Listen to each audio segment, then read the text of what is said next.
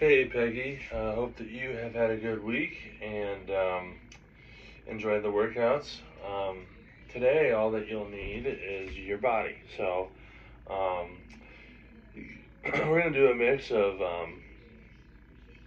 ISO positions and challenging, challenging movements or different movements. And for your legs, uh, it's kind of a combination of different and challenging.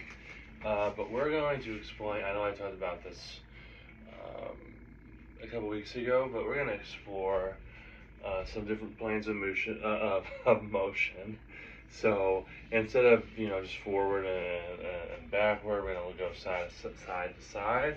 And so to do that, we're going to do our lateral squats. So you will have your legs in a wide stance, and remember to help you, your arms will move forward. Doing that is almost going to be like a counterweight to getting able to sit back further. So remember, as you go, so your legs are wide, your weight is evenly distributed. You're going to sit back, and as you sit back, your arms are going to go in front of you, and then you're going to draw up. Weight is evenly distributed, and then go to the other side. And so from a side profile, I'm here, I'm sitting back to one side, I'm coming up, and then I'm shifting my weight to the other side. So as you can see, it's not like my back isn't rounding, it's staying tall, and I'm able to get down and really sit into the squat on either side. I'm going to have you do 12 to 14 of those and really work on glute, feeling it in your glute. And if you feel it in your knee, you're probably a little weighting your foot a little bit towards the front of it. Move it more towards the middle, and that'll be helpful. For shoulders today, I'm going to give you the creative variation and then give you an alternative. So the alternative would be, if this doesn't work, you take your towel or your band, probably your band would be better for this, you pull it apart and you push up into the band as hard as you could. So pulling the band tight and pushing up and holding and breathing for 15 to 20 seconds. That's the second option. The first option would be to find a doorway and positioning yourself in it. I know that this is a crowded closet, so I'm sorry about the view, but you would position yourself in the doorway. So you saw me in the doorway, so you position yourself in the doorway. You'd have your arms, hands pushing up into the door frame, and you would push up with your shoulders into the door frame. Hold it for 15 to 20 seconds. Again, focus on your breathing and constantly be reaching and pushing up. So the way that this progression came from is that handstands are really good for your shoulders, but handstands are hard, and not everybody wants to or can do them. And so whether it's the band or standing in a doorway and pushing up, both of those are the same action as a handstand, but you're just flipped the other way. All right?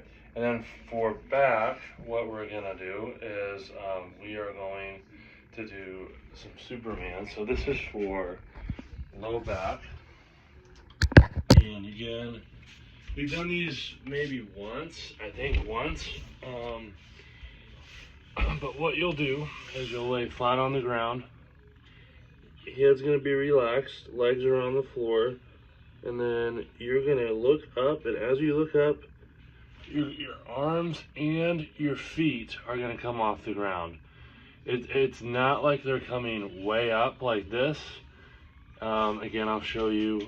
So relaxed, deep breath in, and my feet are just barely hovering off the ground, and then I'm coming relaxed. Deep breath in,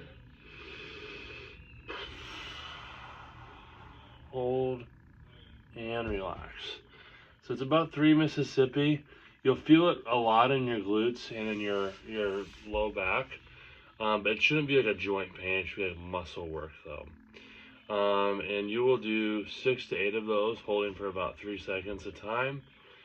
And then abs, what I'll have you do for abs today is I will have you do some compass planks. And so we've used compasses for a lot of different things. And we've done a lot of plank progressions. This one is more engaging, I think. So